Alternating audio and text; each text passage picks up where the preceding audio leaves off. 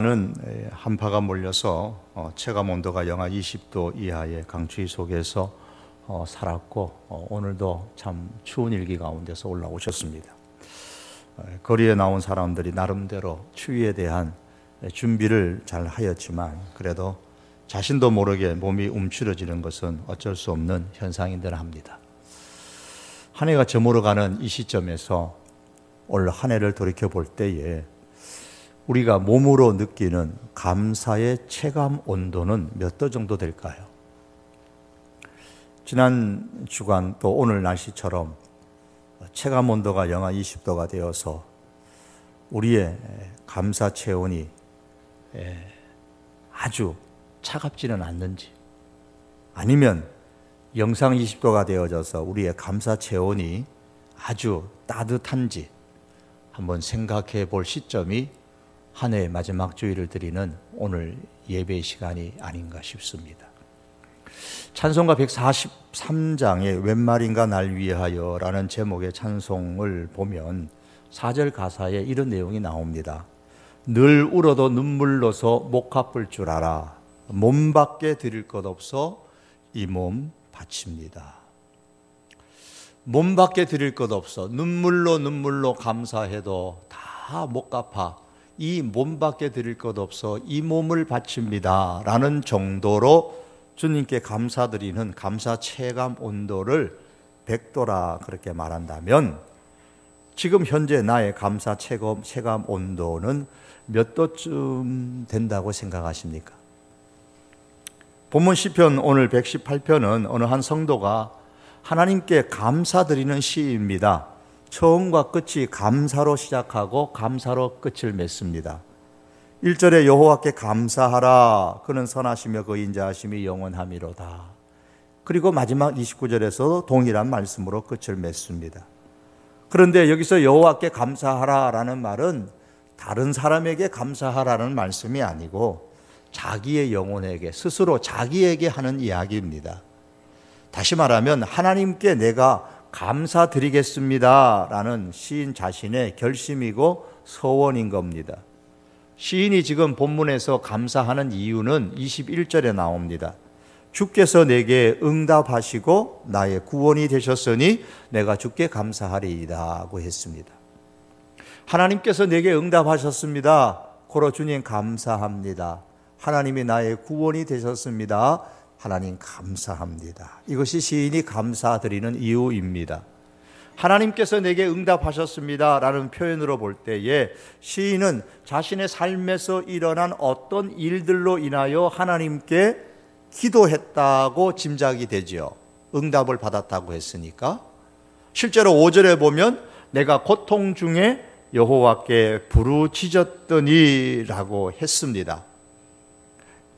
이걸 보면 본문을 기록한 시인은 인생의 어느 기간 동안에 고통을 겪습니다. 그런데 이 25절의 말씀에 내려가면 여호와여 구하옵나니 이제 구원하소서, 여호와여 우리가 구하옵나니 이제 형통하게 하소서라는 이 말씀을 보면 이 고통이 아직 끝나지는 않았어요. 고통이 시작은 되어졌는데 하나님께 기도하는 중에서 많은 것이 응답이 되었지만 그 고통이 아직 끝나지는 않았습니다. 그리고 왜 이 고통이 왔는지를 18절이 짐작하게 해줍니다. 여호와께서 나를 심히 경책하셨어도 죽음에는 넘기지 아니하셨도다. 즉 엄하게 하나님이 나를 벌하심으로 인해서 내게 고통이 왔다는 겁니다. 그래서 기도했더니 여러 면에서 죽음을 보지 않는 등 여러 면에서 응답이 되었지만 아직 고통이 끝나지 않았습니다.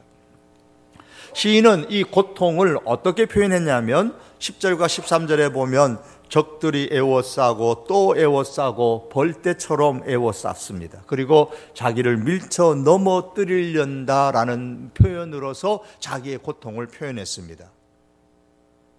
그런데 이런 고통을 겪는 중에 시인이 하나님 앞에 기도를 했습니다. 그 고통 중에도 하나님 앞에 기도할 수 있었던 그 힘이 어디서 왔느냐? 믿음이 있었기 때문에 기도할 수 있었습니다. 어떤 믿음을 가졌을까요? 오늘 말씀해 보니까 6절에 보면 하나님은 내 편이시다라는 믿음을 갖고 있었습니다. 여호와는 내 편이시라 내가 두려워하지 아니하리니 사람이 내게 어찌할까? 나를 에워싸고 나를 에워싸고 나를 에워싸 밀쳐서 넘어뜨리려고 하지만 그러나 하나님이 내 편이시니 사람이 나를 어떻게 할까? 내가 두렵지 않다라고 했고요. 또 7절에 보면 하나님은 내 편이시기 때문에 나를 도우신다라는 믿음을 갖고 있었습니다. 따라서 하나님께 피하는 것이 사람을 신뢰하는 것보다, 특별히 어떤 힘센 고관, 힘 있는 어떤 사람을 신뢰하는 것보다도 훨씬 더 낫다라는 믿음이 이 시인에게 있었습니다. 8절과 9절에 보시면 여호와께 피하는 것이 사람을 신뢰하는 것보다 나으며 여호와께 피하는 것이 고관들을 신뢰하는 것보다 낫도다. 이 믿음이 이 시인에게 있었습니다. 이런 믿음이 있었기 때문에 고통이 밀려오는 그 순간에 하나님께 기도할 수 있었고, 또 기도를 하는 중에 그가 경험한 것이 무엇입니까? 하나님을 새롭게 경험하는 아주 좋은 기회를 얻었습니다. 그 기도의 결과, 그가 얻었던 하나님에 대한 좋은 경험이 무엇이냐 하면 바로 오늘 본문의 내용입니다. 15절과 16절에 의하면 하나님께서 오른손의 권능을 자기에게 베풀어 주셨어요. 그로 통해서 그 결과 어떤 하나님을 경험했느냐? 14절의 말씀처럼 여호와는 나의 능력과 찬송이시요 또 나의 구원이 되셨도다. 이렇게 경험을 하게 되었습니다. 하나님이 나의 능력이다라는 사실을 경험했습니다. 즉 하나님께서 그 오른손의 능력으로 자기에게 베풀어 주셨다라는 사실을 경험했습니다. 또 내가 불러야 할 찬송이 뭐냐? 그것은 하나님을 높이는 것이다 라는 사실을 경험하며 하나님은 나의 찬송입니다 그랬어요.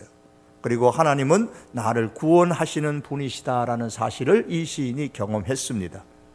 아직 고통이 완전히 사라지지는 않았지만 이러한 새로운 영적인 경험으로 말미암아서 앞으로 하나님께서 자신의 고통을 완전히 사라지게 해 주실 것이다 라는 이 확신을 가지고 하나님께 감사를 드리고 있는 것이 오늘 본문의 내용입니다. 여러분, 이러한 오늘 118편의 본문을 보면서 어떤 생각이 드십니까? 혹시 하나님께서 능력을 베풀어 주셨던 이 시인의 삶이 부럽지는 않으십니까? 야, 참 부러운 인생을 살았구나, 그렇게 생각하지 않으십니까? 하나님께서 내 삶 가운데서도 이렇게 하나님의 오른손의 능력을 베풀어 주셔서 내가 안고 있는 모든 어려움을 해결해 주심으로 말미암아 하나님은 나의 능력이요 나의 찬송이요 나의 구원이 되셨습니다 라는 이런 감사를 나도 할 수 있었으면 좋겠다라는 이런 부러움의 마음을 갖지는 않으십니까? 그러나 여러분, 본문에 나오는 이 시인의 삶을 통해서 우리가 배워야 될 것은 배우고 교훈을 받아야 될 것은 교훈을 받아야겠지만 단순히 그의 삶을 부러워해서는 아니 됩니다. 다른 사람의 삶을 부러워하는 사람은 결코 행복할 수 없고 결코 감사할 수 없습니다. 한 해를 돌이켜보면서 여러분, 딴 분들의 인생을 쭉 살펴보십시오. 그 삶을 살펴보면서 저 사람보다 내가 낫습니다, 그래서 하나님 앞에 비교하여 감사한다면 마치 바리새인의 감사처럼 하나님께서 기뻐하지 않으시는 감사가 될 것이고, 만약에 다른 사람의 삶을 바라보면서 부러워한다면 내 마음에는 감사하는 마음이 생기지가 않아요. 짬뽕을 먹는 사람이 짜장면을 먹는 사람을 부러워하면 내가 먹는 짬뽕은 맛이 없어요. 어떤 분이 이런 제목의 글을 썼더라고요. 행복한 짜장면은 짬뽕을 부러워하지 않는다 그래서. 제가 시킨 짜장면을 먹으면서 저는 절대로 다른 사람이 먹는 짬뽕을 부러워하지 않습니다. 그런데 간혹 그런 분이 계세요. 같이 음식을 중국집에서 드시면서 짜장면을 시켜 먹으면서도 옆 사람이 먹는 짬뽕 보고 와, 그 짬뽕 맛있겠네, 나도 짬뽕 시킬걸, 이런 생각하고 먹는 자기 짜장면이 무슨 맛이 있겠어요? 다른 사람이 살아온 삶, 다른 사람이 경험하고 누리는 삶을 보면서 부러워하지 말고 나의 삶을 보면서 하나님께 감사할 내용을 찾을 수 있기를 바랍니다. 그래서 오늘 본문의 말씀처럼 온 한 해의 끝은 하나님께 대한 감사로 정리될 수 있기를 바랍니다. 또한 더 나아가서 하나님은 내 편이십니다. 하나님은 내 편이시기 때문에 나를 도우십니다. 따라서 하나님께 피하는 것이 사람을 신뢰하는 것보다, 힘센 사람들을 신뢰하는 것보다 더 낫습니다 라는 이런 믿음으로 하나님께 기도하는 가운데 2019년도에는 올해보다 더 많은 기도의 응답을 받으시고 감사의 내용은 더 풍성하게 더 많이 쌓이는 그런 새해가 될 수 있기를 주님의 이름으로 축복합니다. 영하 20도의 체감 온도라면 분명히 우리 몸에 반응이 따라오게 되어져 있습니다. 옷을 두껍게 입든지, 특별히 목도리를 챙기든지, 특별히 장갑을 끼든지, 마스크를 하든지 어떤 몸의 반응이 나타나게 돼 있어요. 지난 밤이나 아침에 뉴스를 들으신 분들은 와, 오늘은 주일인데 날씨가 더 춥대, 외출하기 전에, 교회 가기 전에 내가 더 단단히 준비하고 가야 되겠다, 그런 마음을 대부분 가지셨을 겁니다. 이처럼 이와 같이 감사 체온의 온도가 있다면 그에 따르는 우리 몸의 반응, 우리 영혼의 반응, 삶의 반응도 반드시 있기 마련입니다.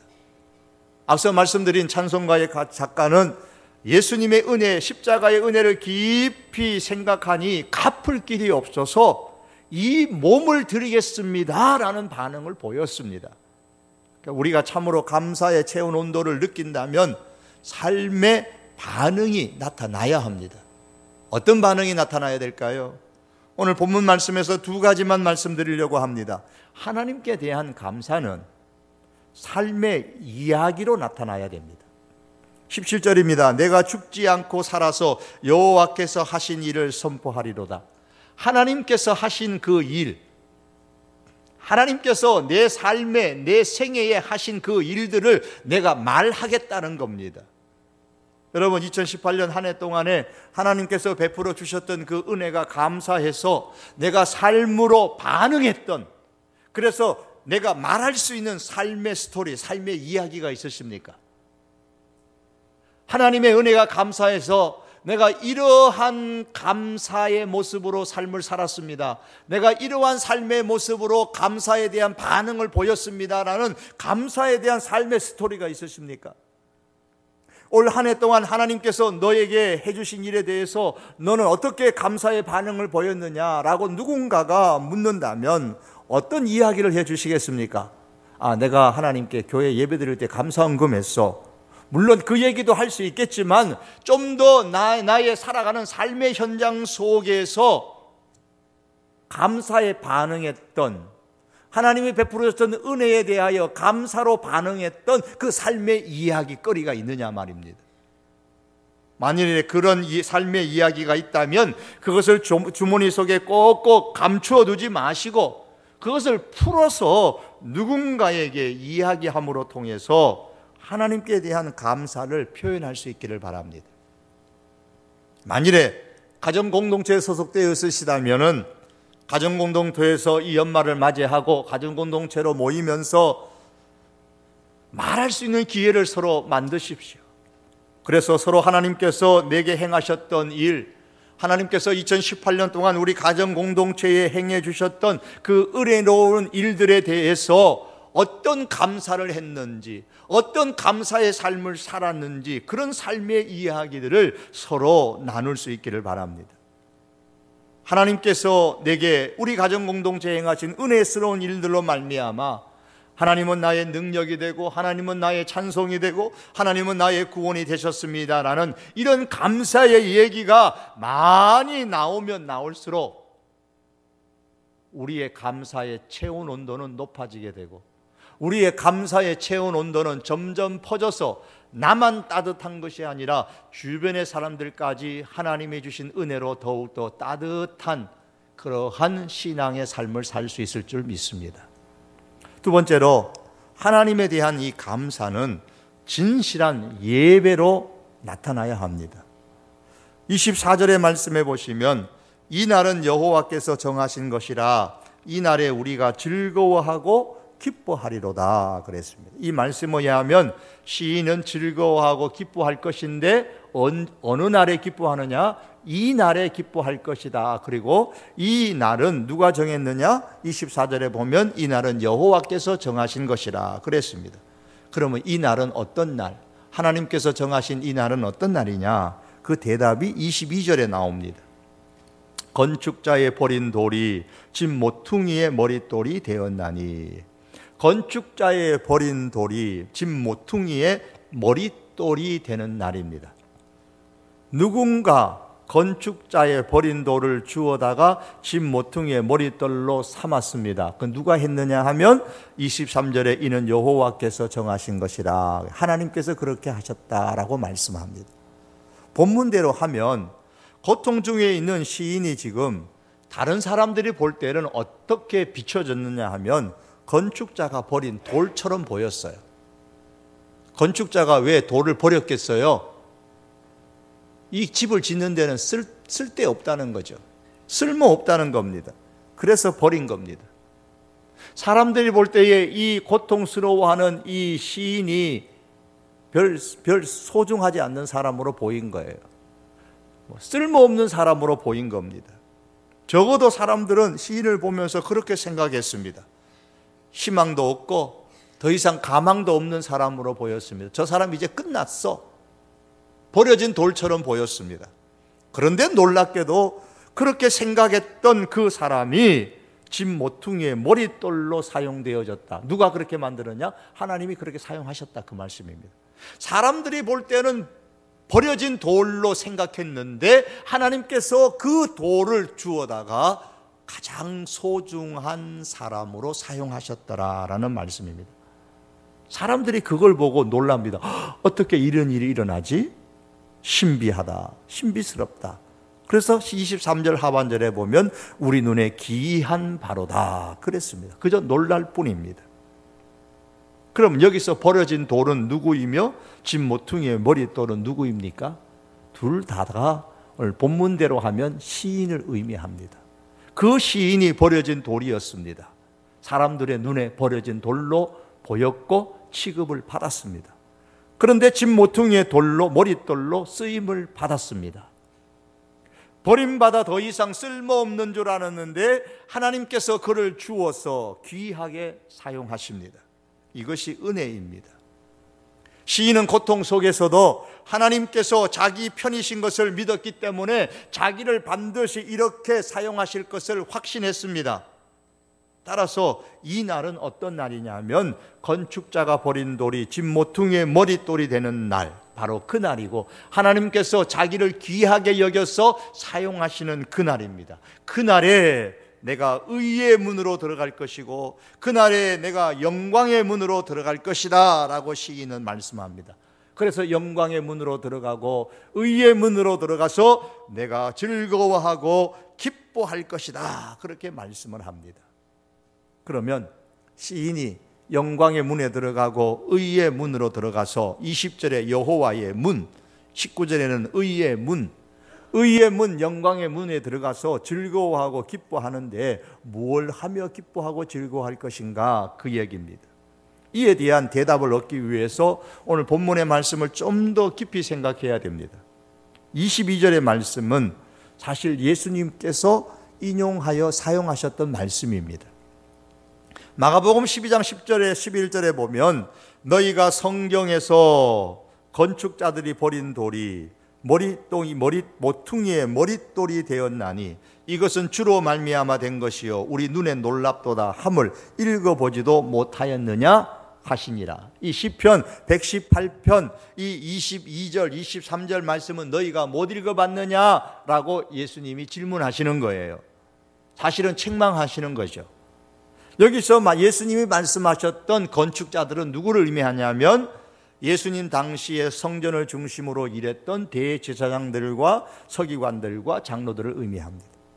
이들의 눈에는 예수님이 하찮은 존재로 보였습니다. 버려진 돌과 같은, 건축자가 버린 돌과 같이 별로 의미 없는 사람으로 여겼습니다. 그래서 이 예수님을 무시하고 조롱하고 마침내 예수님을 십자가에 못 박았습니다. 그러나 하나님께서는 십자가에 못 박힌 버려진 돌과 같은 이 예수님을 모퉁이의 머릿돌로 삼으셨습니다. 이것을 성경은 골로새서나 빌립보서나 말씀에서는 이 예수님을 하늘과 땅과 땅 아래 모든 자리에 두고 오는 자의 왕으로 하나님이 세우셨다라고, 머퉁이 돌로 삼은 것을 왕으로 세우셨음을 말씀합니다. 가장 중요한 존재로 하나님께서 세우셨습니다. 이 머릿돌이라는 것, 네모로 다듬어진 건축물의 기초를 삼기 위해서 건축의 이 모퉁이의, 건물의 모퉁이에 배치된 돌이죠. 이 돌은 두 가지 역할을 합니다. 하나는 이 건축물의 기준이 되는 역할도 하지만 또 다른 하나는 이 방향과 저 방향, 이 두 방향으로부터 오는 이 건물의 이 무게를 견디는 데에 중요한 역할을 합니다. 이 두 가지 역할을 충분히 감당하려면 그만큼 머릿돌은 든든한 돌이어야 됩니다. 귀한 돌로 예수님이 쓰임 받으셨습니다.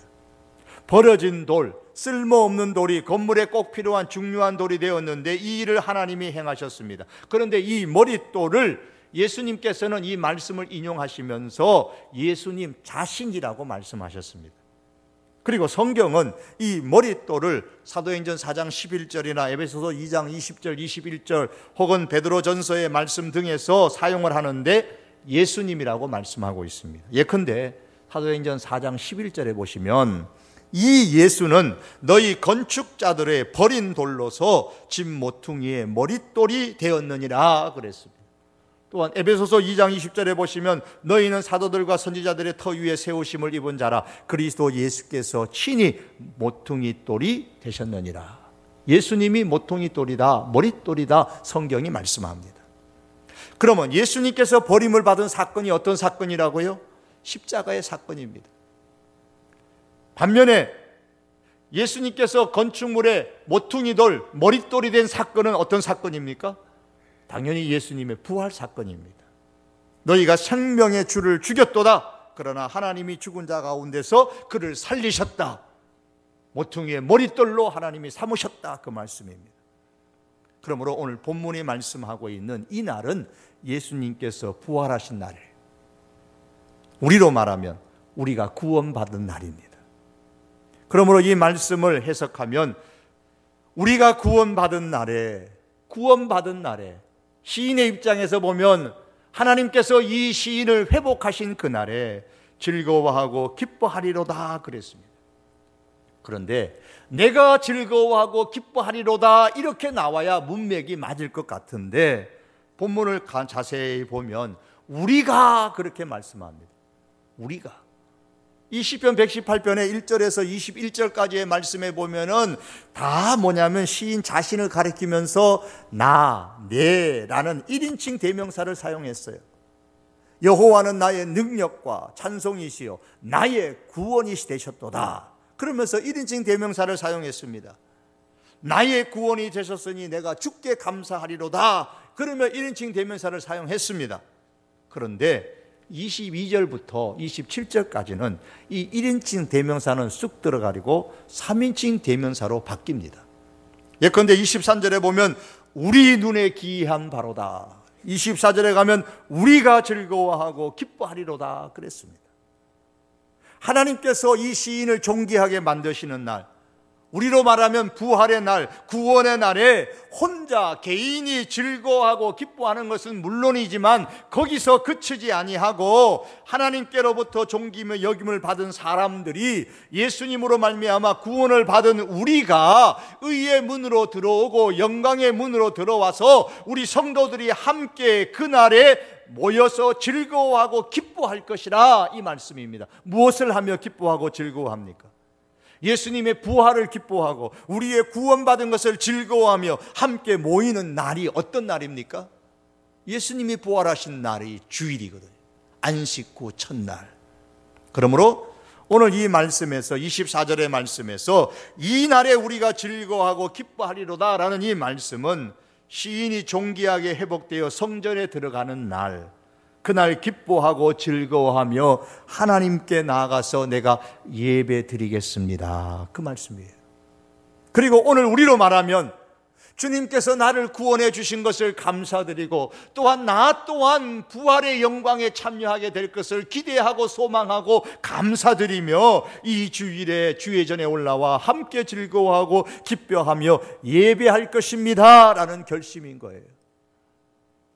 그러므로 하나님께 대한 감사는 결국 무엇으로 드러나야 되느냐? 예배로 나타나야 되는 겁니다. 예배는 하나님에 대한 감사의 반응입니다. 감사하는 사람일수록 결국에 어디로 나가느냐? 예배당으로 나갑니다. 교회로 갑니다. 그리고 우리의 감사의 체온이, 그 체온의 온도가 높으면 높을수록 우리가 드리는 그 예배의 진정성은 더욱더 높아지는 겁니다. 참된 감사가 참된 예배를 만듭니다. 여러분, 어떤 마음으로 주일을 기대하시고 예배를 기대하시고 주의 전에 올라와 오늘도 예배하셨습니까? 여러분들이 예배를 드리는 그 예배 드리게 만드는 원동력이 무엇이었습니까? 우리가 드리는 예배가 참된 예배가 하나님이 기뻐하시는 예배가 되려면 하나님 감사합니다, 하나님 감사합니다라는 감사의 체감 온도가 높아져야 되는 거예요. 이 감사가 바로 예배의 원동력이 되는 겁니다. 사랑하는 성도 여러분, 2018년 한 해 동안 우리의 예배 성적표가 어떨까요? 우리가 드린 예배의 원동력이 하나님에 대한 감사였습니까? 하나님에 대한 감사의 체감 온도가 올라감으로 말미암아서 2019년도에는 이 2018년보다도 더 진심으로, 더 열심히 진정으로 하나님을 예배하는 참된 예배자가 되겠습니다. 이런 결단과 실천이 우리들에게 있기를 바랍니다. 말씀을 맺겠습니다. 사랑하는 성도 여러분, 우리에게는 제각기 다 각자의 삶이 있습니다. 하나님께서 주시는 그 은혜의 분량도 사람마다 다 다를 수가 있습니다. 그러므로 다른 사람의 삶을 보고 부러워하지 마십시오. 다른 사람의 삶을 보고 부러워하지 말고 올 한 해 동안 내게 주신 그 하나님의 은혜를 기억하고 나의 감사를 하나님께 올려드리면서 한 해를 정리할 수 있기를 바랍니다. 감사에는 또한 반드시 반응이 나타나기 마련입니다. 우리의 마음에 하나님께 대한 감사의 마음이 있다면 내 마음에 간직하는 것으로 끝나지 마시고 감사에 대한 삶을 살았던 그 삶의 이야기가 드러날 수 있기를 바랍니다.